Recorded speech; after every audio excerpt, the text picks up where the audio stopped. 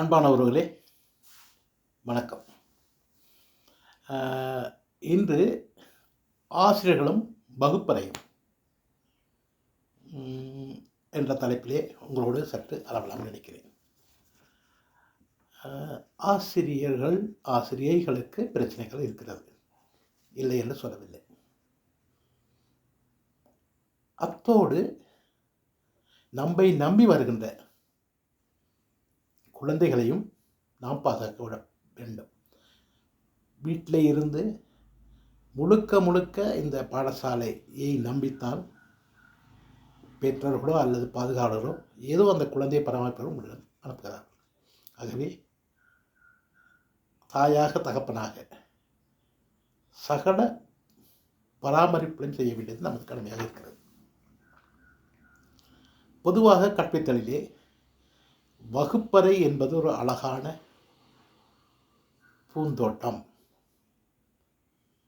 பூந்தோட்டமாக இருக்க வேண்டும்.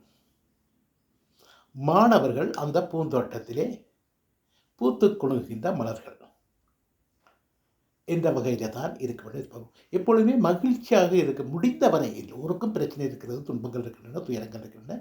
இயன்றவரை மகிழ்ச்சியாக குழந்தைகளை வைத்துக்கொண்டு நாங்களும் இருக்க வேண்டும் என்பதுதான் கல்வியலாளர்கள் கல்வி சொல்கிறது.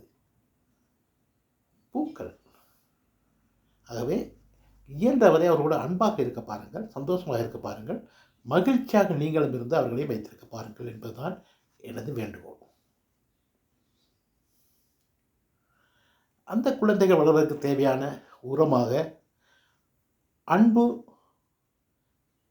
கணிப்பு, காப்பு, இந்த அன்பை கொடுங்கள்.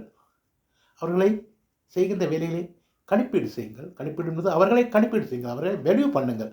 பெருமதியை எல்லா மாணவர்களும் பெருமதியானவர்கள், பெருமதி அற்றவர்கள் என்று யாருமே இல்லை. அவர்களை நாங்கள் காக்கின்றோம் என்கின்ற ஒரு மனப்பான்மையை உருவாக்க வேண்டும் என்பதுதான் மலர்ந்த முகூர்த்தத்தில் வர வேண்டும். மாணவர்கள் பாடசாலைக்கு வருகின்ற சூழல் நம்மில் எத்தனை பேருக்கு தெரியும்? அங்கே வறுமை, உண்பதற்கு உணவில்லை, உடுப்பதற்கு உடையில்லை, காலையில் எழுந்ததுமே பெற்றோர்களிடத்திலே சண்டை சச்சரவுகள், குழப்பங்கள், இத்தனையும் தாண்டி அந்த குழந்தை பஸ்ஸிற்கு காசில் நடந்து, அங்கே தாய் தந்தைகளில் ஒற்றுமை இருக்காது, சகோதரர்களில் ஒற்றுமை இருக்காது, மாமன் மாஜிடத்தில் ஒற்றுமை, இத்தனையும் தாண்டி தந்தையை இழந்தவர்கள் இருக்கிறார்கள், தாயை இழந்தவர்கள் இருக்கிறார்கள், மறுமணம் செய்து சிறியதாயார் சிற்றப்பிரயணத்திலே அழல் படுகின்றனர் இருப்பார்கள். இத்தனையும் கடந்து அந்த குழந்தை நம்மிடம் வருகிறது. சில வேளை பகல் உணவு, காலை உணவு, இரவு உணவு கூட உண்ணாவது நீராகாரத்தை மட்டும் உண்டு வாழ்கின்ற குழந்தைகள் இருக்கிறார்கள். ஆகவே இவரிடத்திலே இவர்கள் சோர்வாக இருக்கின்றார்கள் என்பதற்காக நாங்கள் அவர்களை தண்டிப்பதோ, அவர்களை உதாசீனப்படுத்துவதோ, கேவலப்படுத்துவதோ எந்த வகையிலே நியாயம் என்பதை நாங்கள் உணர்வோம். அடுத்தது, வகுப்பிலே சில மாணவர்கள் பொய் சொல்வார்கள். சொன்னதை மீண்டும் மாற்றி ஒவ்வொருவருக்கு ஏற்ற வகையிலே சிலர் மாற்றி பேசுவார்கள், பொய்யாக பேசுவார்கள், சிலர் களவெடுப்பார்கள், சிலர் மற்றவர்களை சீண்டி விட்டு குதியதெல்லாம் கண்டனத்திலே வாழும் குழந்தை மற்றவரை கண்டிக்க கற்றுக்கொள்கிறது. அதுபோல் தண்டனையிலேயே வாழ்கின்ற பிள்ளை மற்றவரை தண்டிக்க, இவ்வாறு தான் வெறுப்பிடம் வாழ்கின்ற பிள்ளை வெறுப்பிக்கூட. அது அந்த குழந்தைக்கு சூழல் அவர்களை மாற்றுகிறார்கள், அவர்கள் அல்ல.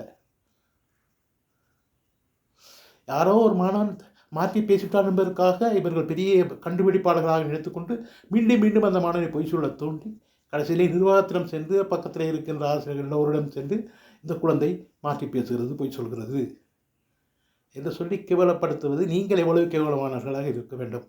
ஒரு குழந்தை ஏதோ சொல்லுகிறது, உடனே நாங்கள் என்ன செய்ய வேண்டும்? பொய் சொல்கிறானா, கவனிக்கிறானா? அவனிடம் ஏதோ தேவை இருக்கிறது, அவன் எங்கோ பாதிக்கப்பட்டிருக்கிறான். ஆகவே அந்த பின்புலத்தை தேடி அந்த மாணவனை அன்பாக அரவணைத்து அவனை நல்வழுத்தப்பட வேண்டுமே என்று அவனை கேவலப்படுத்துவது என்பது நாம் கேவலமானவர்களாக இருக்கிறோம். நமது குழந்தை வாசிதான் நாங்கள் என்ன செய்கிறோம்? எத்தனையோ குழந்தைகள் பாலியல் துன்புறுத்தப்படுகிறார்கள். சொற்கள் ரீதியாக தொழில்நுட்ப இவை யாவற்றையுமே கணக்கெடுத்து அந்த குழந்தைகள் நாங்கள் ஒதுக்குவது என்பது மிகவும் கூடாது. துருவி ஒருவர் பொய் சொல்கிறார் என்று தெரிந்தவுடன் தூண்டி திருவியார் என்று அவர் பெரிய இவர்கள் ஏதோ ஹீரோ, இப்போ நாங்கள் அவரை கண்டுபிடித்து விட்டோம். ஆகவே அவர் தொடர்ந்து அவர்களை கிண்டி நோயாளிக்கு மருந்து கொடுத்து நோயை குணப்படுத்தப்பட வேண்டுமே அன்றி நோயை நாங்கள் மீண்டும் மீண்டும் அதிகரிப்பதற்கான செயல்களிலே முனையக்கூடாது. மாணவர்கள் நம்மை விட திறமைசாலிகள். அவர்களுக்கு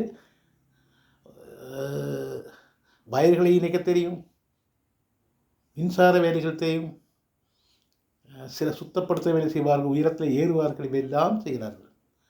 நாங்கள் நம்மை சற்று சிந்தித்து பார்ப்போம். ஒரு சம்பள ஏற்றத்திற்காக,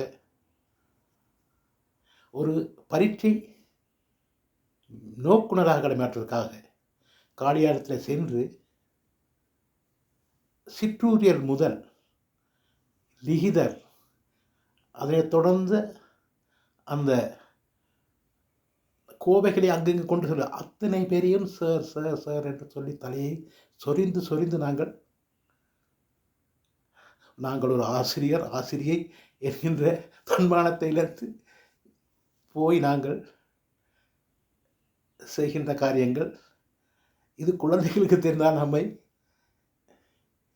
எவ்வளவு கணிப்பீடு செய்வார் என்பதை நாங்கள் உணரும். ஆகவே நாங்கள் யார், எமது நிலை என்ன, எங்கே இருக்கிறோம் என்பதை உணர்ந்துதான் இவர்கள் இந்த பொதுவாக நான் மீண்டும் ஒரு பதிவிலே வருவேன். அந்த ஆசிரியர்கள் என்பவர்கள் இந்த பாடசாலையில் இருக்கின்ற மாணவர்களுக்கு தாங்கள் ஒரு பெரிய உயர்ந்த இடத்திலே இருக்கிறார்கள், தமக்குத்தான் எல்லா விதமான அறிவுகளும் உண்டு என்ற ரீதியிலே அவர்களை முட்டாள்கள் என்ற ரீதியிலே செயற்படுகிறார்கள். அதே போலத்தான் மாணவர்களது பெற்றோர்களும் சில ஆசிரியராக இருப்பார்கள், அதிகார கல்வி இருப்பார்கள். அவர்களையும் இந்த முட்டாள் என்கிற கணக்கிலே போட்டு அவர்கள் தர்பார் செய்கின்ற பொழுது அங்கே முரண்பாடு வரும். ஆகவே எவரும் இங்கே முட்டாள்கள் அல்ல, எவரும் அறிவில்லாதவர்கள் அல்ல. நீங்கள் பெரிய அறிவாளர் இல்லை, உங்களுக்கு அந்த பதவி கிடைத்திருக்கிறது, அந்த பதவிக்குள்ளே அறிவு உங்களிடம் இருக்கிறது. குழந்தை உளவியல் உங்களுக்கு தெரியவே நினைக்கிறார்கள், அது பலருக்கு தெரிவதில்லை. ஆகவே தன்னிலை அறிந்து நாங்கள் செயல்பட வேண்டும் என்பதுதான் ஒரு சிறிய பதிவு. இன்னும் பெரிய பெரிய பதிவுகள் நான் இருக்கிறேன். இதே போலத்தான் பொய்மையும் வாய்மையிடத்து புரைதீர்ந்த நன்மை பயக்கும் என்று சொல்கிறார்கள். பொய்மை கூட வாய்மைக்கு ஏற்றது சொல்ல, மற்றவருக்கு துன்பம் வராத வகையிலே அந்த பொய்மை இருக்கும் என்றார்.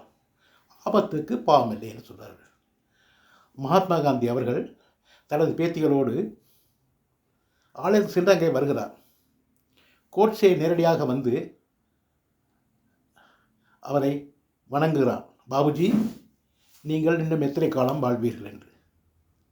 அவருக்கு உள்ளுணர்வு 7ஆம் அறிவு வேலை செய்திருக்க சொல்கிறார், நீ எவ்வளவு காலத்துக்கு நான் இருக்க வேண்டும் நினைக்கிறாயோ அவ்வளவு காலத்துக்கு நான் இருப்பேன் என்று. உடனே அவரை வணங்கிவிட்டு கோட்சே அவரை துப்பாக்கியால் சுட்டு கொலை செய்கின்றான். அவருக்கு தெரியும் இவன் அல்ல, அவன் இருக்கிறான்.